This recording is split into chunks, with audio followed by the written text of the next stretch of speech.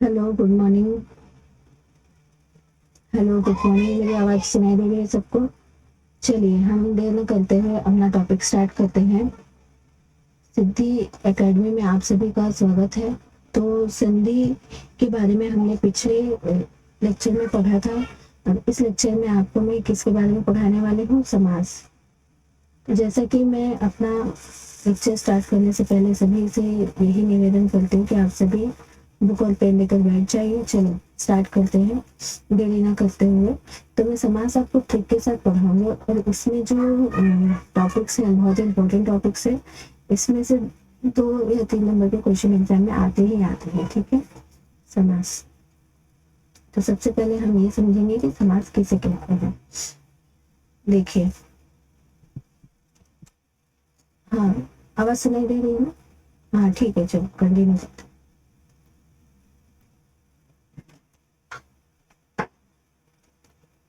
जब 2 या 2 से अधिक शब्द मिलकर एक नया और छोटा शब्द बनता है। ठीक है। जब 2 या 2 से अधिक शब्द मिलकर एक नया छोटा शब्द बनता है तो उसे हम क्या कहते हैं? समास कहते हैं। अभी देखिए, जो यहाँ पर लिखा हुआ है परिभाषा, उसको मैं यहाँ पे स्पष्ट करके दिखाती हूँ। जब 2 या 2 से अधिक शब्द, तो देखिए जैसे राजपुत्र है, इसमें कितने शब्द है? 3 शब्द। 2 या 2 से अधिक शब्द को मिलाकर कोई एक नया शब्द, छोटा शब्द, नया जो शब्द है छोटा शब्द है इसकी अपेक्षा, तो नया शब्द जो बना है उसे हम क्या कहते हैं? समास कहते हैं। ठीक है। अभी जैसे वन में वास या वनवास, वन में वास को हम वनवास भी कह सकते हैं। तो ये क्या है? समास है। ठीक है। अभी हम जानेंगे समास के कितने प्रकार होते हैं। समास के कितने प्रकार होते हैं? समास के 6 प्रकार होते हैं। तो पहला कौन सा है? पहला कौन सा है? पहला कौन सा है? पहला है अव्ययभाव समास, दूसरा है तत्पुरुष समास, तीसरा है द्वंद्व समास, चौथा है द्विगु समास, पांचवा है बहुब्रीहि समास और छठा है कर्मधारय समास। ठीक है। अव्ययभाव समास किसे कहते हैं? कोई बता सकता है? अव्ययभाव समास किसे कहते हैं? वह समास जिसमें पहला पद क्या होता है? पहले पद में क्या लगा होता है? उपसर्ग लगा होता है। क्या लगा होता है? उपसर्ग लगा होता है। उपसर्ग या अव्यय लगा होता है। ठीक है। तो उसे हम क्या कहते हैं? अव्ययभाव समास कहते हैं। जिसमें पहले पद में क्या लगा होता है? पहला पद जो अव्यय उपसर्ग जैसे शब्द होता है उसे हम अव्ययभाव समास कहते हैं। इसके परिभाषा के आधार पर हम यहाँ पे जो एग्जाम्पल देखेंगे उसे आप ज्यादा अच्छे से समझेंगे। जैसे प्रतिदिन, प्रतिदिन, हर दिन। ठीक है। अभी प्रतिदिन जो है ये कौन सा समास है? ये अव्ययभाव समास है। कैसे? अभी देखिए, दिन के आगे क्या उपसर्ग लगा है? प्रति। ठीक है। दिन के आगे क्या उपसर्ग लगा है? प्रति। शक्ति के आगे क्या उपसर्ग लगा है? यथा। पेट के आगे क्या उपसर्ग लगा है? भरपेट। तो इसका मतलब प्रतिदिन, यथाशक्ति, भरपेट। ये कौन सा समास है? कौन सा समास है? अव्ययभाव समास। ठीक है। ये समास का विग्रह है। जैसे प्रतिदिन को हम हर दिन कह सकते हैं, यथाशक्ति को शक्ति के अनुसार, पेट भरपेट को पेट भर कर। ठीक है। अब आगे हम देखेंगे इसकी पहचान कैसे करनी है। तो इसकी पहचान ये होती है, उसका पहला पद अव्यय होता है और पहला शब्द जो होता है वो उपसर्ग जैसा होता है और पूरा शब्द अव्यय की तरह ही प्रयोग होता है। अभी दूसरा कौन सा समास है? तत्पुरुष समास। कौन सा समास है? तत्पुरुष समास। स्टार्ट हो हिंदी। तत्पुरुष समास। तत्पुरुष समास में उत्तर पद यानी दूसरा पद जो होता है वो मेन होता है, वो प्रधान होता है। ठीक है। और इसकी जो विभक्ति होती है, मतलब ये जो अलग करता है, अलग विभक्ति मीन्स अलग होना, अलग करने के लिए ये किससे अलग होता है? का, के, की, से, को, में। ठीक है, आदि से। अभी जैसे इसका एग्जाम्पल है राजपुत्र, ये तत्पुरुष समास है। हाँ, राजपुत्र। राजपुत्र को हम क्या लिख सकते हैं? राजा का पुत्र। विभक्त हो रहा है ना का से। तो राजपुत्र जब पूछा जाएगा कि राजपुत्र कौन सा समास है, तो आप क्या लिखोगे? राजपुत्र जो है वो तत्पुरुष समास है। ग्रामवासी, ग्राम में रहने वाला। गृह कार्य, घर का कार्य। इसकी पहचान क्या है? इसमें दूसरा पद जो होता है प्रधान होता है और इसके बीच में विभक्ति छिपी होती है। ठीक है, विभक्ति मीन्स ये का, के, की, से, को में। ठीक है, अभी चलो हम आगे चलते हैं। अभी तत्पुरुष समास के बाद हम देखेंगे तत्पुरुष समास के कितने प्रकार होते हैं। तत्पुरुष समास के कितने प्रकार होते हैं, कोई बता सकता है? तत्पुरुष समास के 6 प्रकार होते हैं। कितने प्रकार होते हैं? 6 प्रकार होते हैं। अभी 6 प्रकार के बारे में हम यहाँ पे इजीली समझ लेते हैं। पहला क्या है? कर्म तत्पुरुष। क्या है? कर्म तत्पुरुष। फिर करण तत्पुरुष, फिर संप्रदान तत्पुरुष, अपदान तत्पुरुष, संबंध तत्पुरुष और अधिकरण तत्पुरुष। अभी देखिए कर्म तत्पुरुष। कर्म से क्या, अभी इसका शाब्दिक अर्थ समझेंगे हम। कर्म से क्या समझ रहे हैं कि यहाँ पे कुछ काम से रिलेटेड बातें की गई होगी और इसकी विभक्ति, इसको अलग किससे किया जाता है? को से। जैसे ग्राम गत, ग्राम को गया। ठीक है, ग्राम को गया, इसमें क्या हो रहा है? कर्म हो रहा है ना, जाने का कर्म हो रहा है। ठीक है, अभी दूसरा करण तत्पुरुष। उसका करण क्या है, उसका कारण क्या है?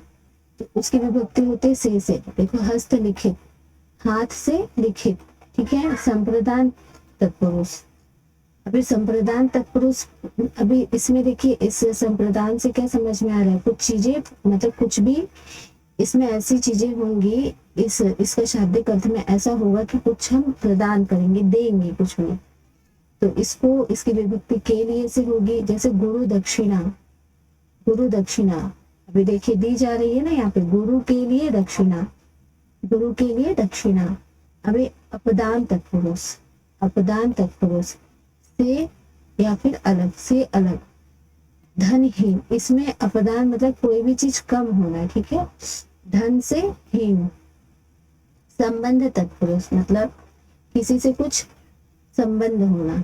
इसमें क्या होगा? का, के, की। जैसे राजपुत्र, राजा का पुत्र। ठीक है, अधिकरण तत्पुरुष से उसका कुछ कारण होना, कुछ अधिकृत करना। जैसे में या पर, वनवास, वन में वास।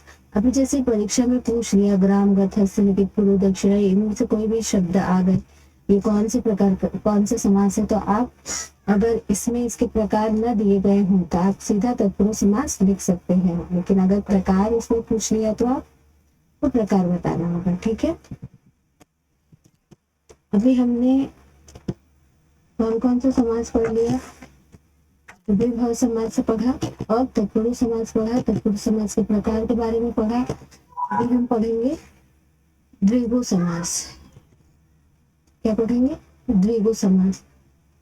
द्विगु समास बहुत ही इजी है। जिस समास में पहले पद में संख्या होती है, जैसे 2, 3, 4, 7, ठीक है, उसे हम द्विगु समास कहते हैं। उदाहरण जैसे त्रिलोकी। क्या? त्रिलोकी, तीनों लोक में। जैसे कि त्रिलोकी, तीनों लोक। सप्तऋषि, 7 ऋषि।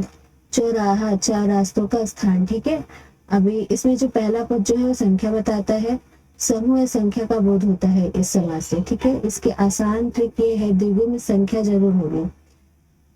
अभी द्विगु समास और बहुव्रीहि समास में थोड़ा कंफ्यूजन हो सकता है, लेकिन इतना भी कंफ्यूज करने नहीं है यहाँ पे। चलो अभी हम पढ़ेंगे द्वंद्व समास। द्वंद्व समास बहुत ही इजी है।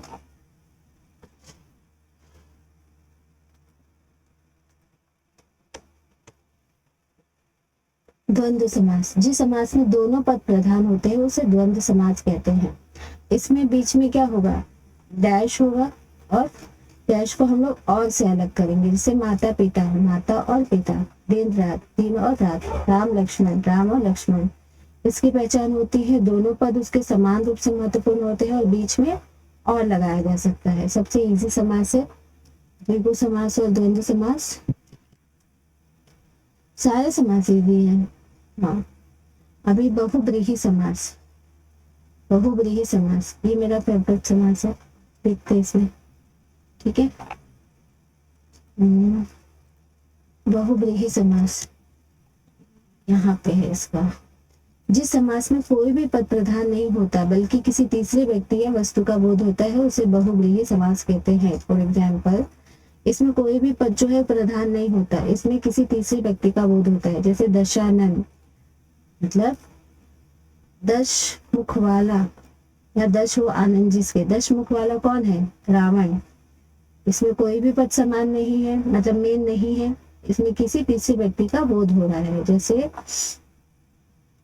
चतुर्भुज, चतुर्भुज जिसकी चार भुजाएं हो, चार भुजाओं वाला, तो कौन है वो?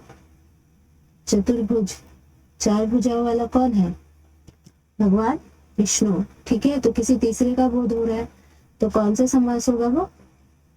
कौन सा समास होगा वो? बहुव्रीहि समास होगा। जैसे नीलाकंठ, नीलाकंठ वाला, नीला हो कंठ जिसका, कौन सा समास होगा? भगवान शिव, बहुव्रीहि समास। ठीक है,